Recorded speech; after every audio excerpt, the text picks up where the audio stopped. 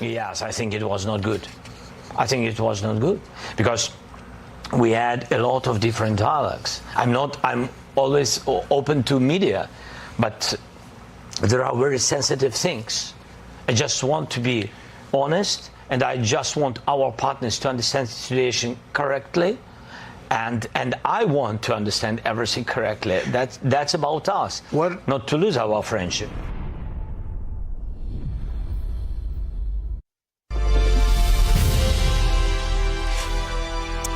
Welcome back. Joining us now is the founder and president of FDD at the Nonpartisan Foundation for Defense and Democracy's Cliff May. Cliff, you worked in Russia. You were a journalist, and you followed and covered Putin for many years. We know that Putin was probably watching what was happening in the Oval Office today. Based on your understanding of Putin, what do you think he was thinking as this went down? And do you think that this exchange, what happened, changes his position in any way?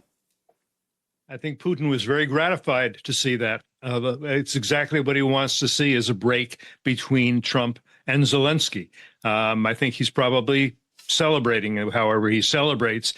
And I think it means that he believes that Trump will not make so many demands on him, and he won't have to make too many concessions, and that's good. I think what he hopes is that Trump will totally break with Zelenskyy, stop sending weapons, munitions to Ukraine. And if that happens, Trump will say, okay, now is our chance. Now we win. Now we conquer Ukraine. We subjugate the Ukrainians. We wipe out Ukraine as a political entity and as a culture, because that is his ambition. Do you think that Zelenskyy can actually accept President Trump's conditions and trust that Putin will honor this ceasefire that President Trump says he wants to work out?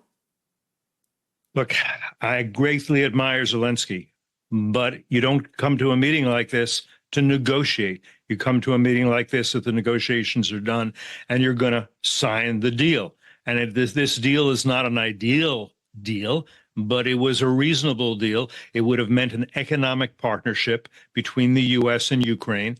It would have meant Trump and the U.S., by extension, has a real and important investment in the Ukraine, in its soil, in its ground, quite literally. That's what you want, to say, no, I'm not going to go ahead with this unless I can also get a security guarantee. You don't want to do that on camera, and you don't want to do that at what should be a signing ceremony. Again, I admire the man immensely, but this was as a diplomatic exercise. He wasn't fulfilling his mission. His mission was to get that signature. Sure, he would like a security guarantee. Sure, he would like to be part of NATO. I think he should be part of NATO, but that's not in the cards. And what does a security guarantee mean? It means a signature on a piece of paper to say what exactly? In 1994, the U.S., the U.K., Russia signed an agreement with Ukraine. Ukraine was to give up its nuclear weapons, which it did, in exchange for which there would be, and this was a commitment on the part of U.S., U.K., and Russia, there would be recognition and respect for the territorial integrity of Ukraine. Putin obviously didn't care that he signed that. And the U.S. has been willing to do some things, but not much. If what Zelenskyy wants is for the U.S. to guarantee that if Putin attacks again or breaks the ceasefire, that the American troops will come, that's asking for too much. He's not going to get it. You got to be realistic.